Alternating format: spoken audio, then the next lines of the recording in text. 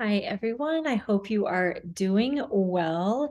These are the week 10 announcements. So I am making my way through your research proposals. So I've finished almost everyone so far, and if I haven't gotten to you yet, I will soon.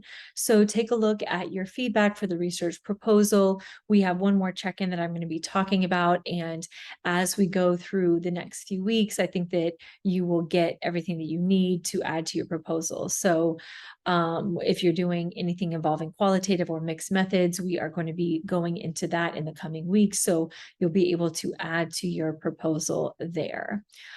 So in a moment, I'm going to go over some feedback from our last week's discussion and perusal about quantitative analysis.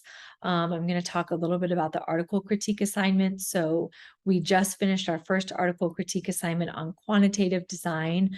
So that was due Sunday, the 23rd. So you'll be getting feedback on that soon as well. And this week we are going to be signing up for our next article critique, which is going to be a qualitative article. So I'm going to show you where to find those and talk a little bit about the options and then leave you with your week 10 checklist. Okay, so last week in perusal, we were going over quantitative analysis. So descriptive statistics and inferential statistics. So just to review with the multiple choice questions. So central tendency tells you is a single value that tells you what is considered the most typical of the values of all of the scores. And so we have mean, median, mode, and there was some good conversation and perusal and some good questions about how to decide which method of central tendency, which value of central tendency is most appropriate. Now, different from central tendency shows you the middle, variance shows you the spread. So the variance shows you the difference between the highest and the lowest scores. Question 3 was about standard deviation. So when we're reading about descriptive statistics, we talked about a normal distribution versus a skewed distribution. And so if it is a normal distribution, within 2 standard deviations, that's going to be about, theoretically, it should be 95% of the population. So there was also some good discussion about percentile ranks and also central tendency as well, in terms of how we, those of us who are teachers, how we interact with the data that we are collecting about our students.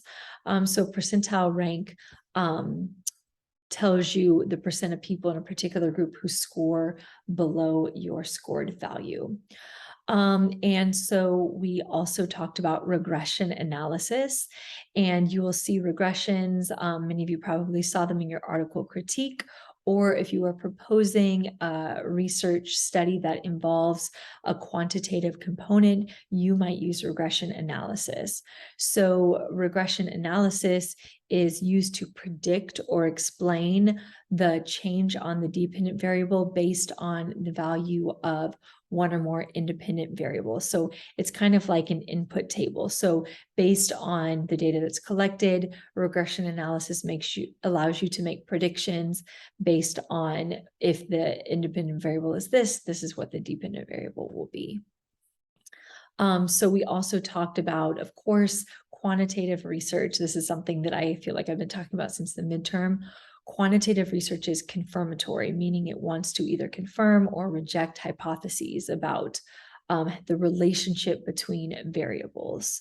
So when you are designing quantitative studies and writing your hypotheses, the null hypothesis is that there is no statistical change between the variables that would happen that is happening outside of chance. And then that's contrasted with the alternative hypothesis, which is that there is a statistically significant difference between the variables or the two groups that are being studied that is very unlikely to be observed just through chance. So most educational researchers use the significance level of P of 0.05. So when you're looking for the P value, that is what is going to tell you the significance level. If you claim that your evidence suggests the observed result was not due to chance, you are claiming that your finding is statistically significant. And in order to minimize the types of both errors, you can increase the sample size. And so that was a good question that someone asked is, what happens if a researcher is expecting to find a statistically significant, Kelly asked this question, if someone is expecting to find a statistically significant difference and doesn't, what do they do?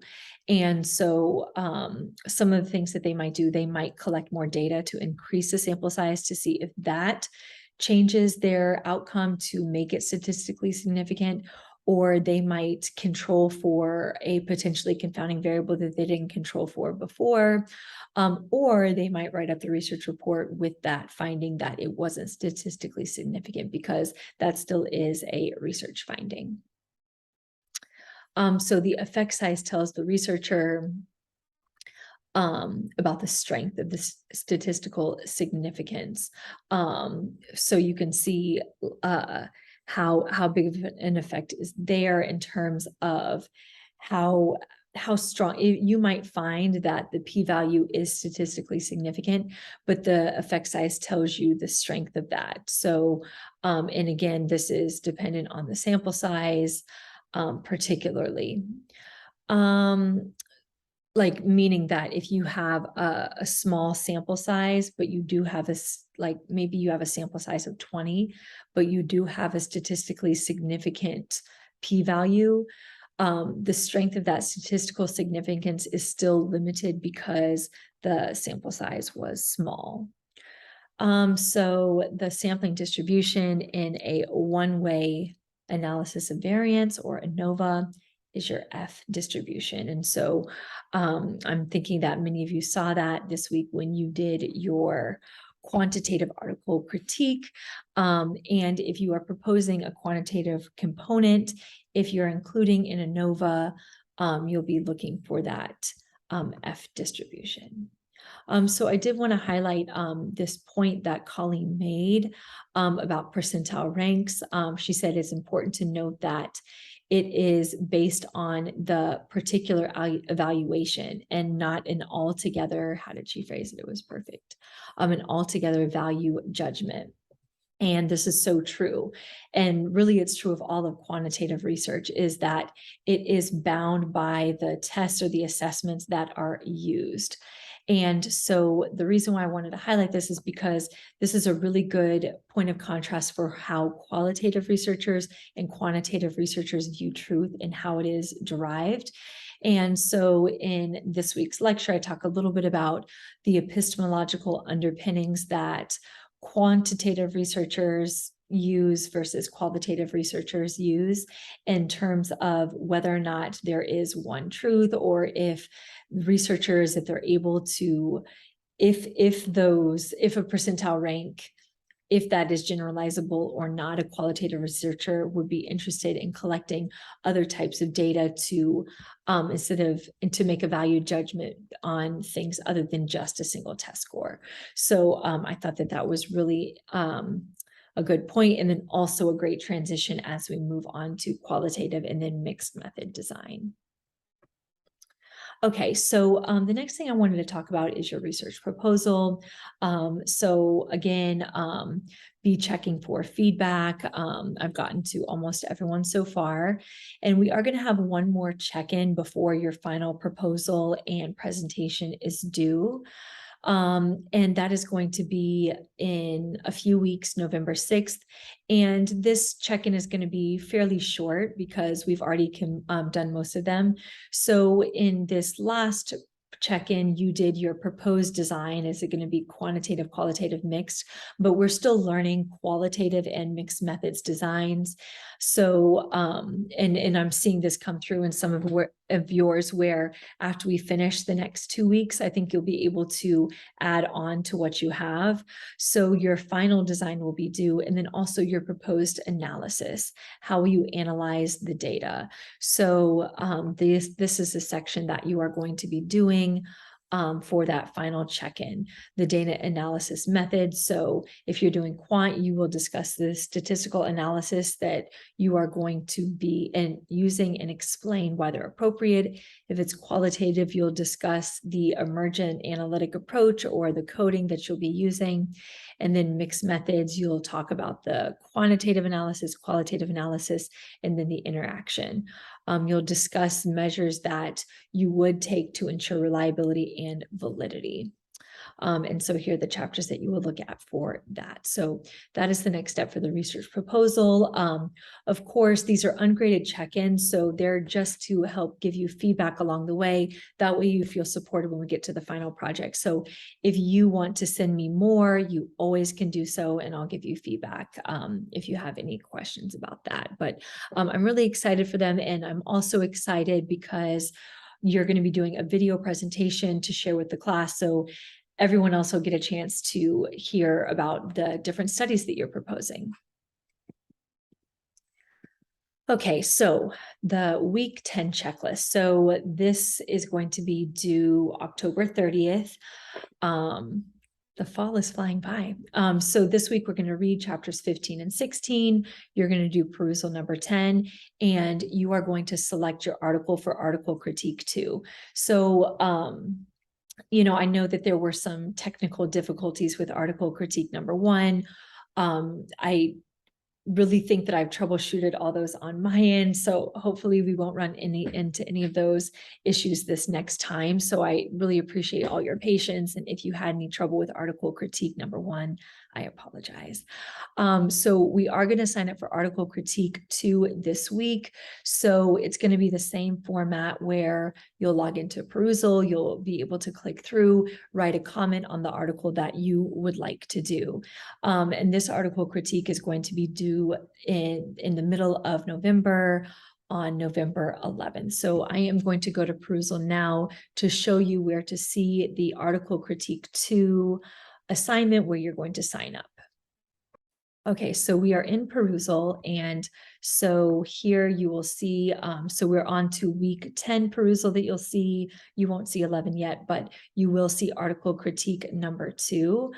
And so this is not where you'll do your work. This is where you just sign up. So same thing that we did before. Eventually, once you decide which article you want to do, in your perusal, you will see 2 article critique 2s. One will be optional, and then the second one is where you will do your work. So here you can see all of the choices. I believe that there's like 13 articles. So this one is The Strongest Woman, Exploration of the Inner Resources of Abused Women.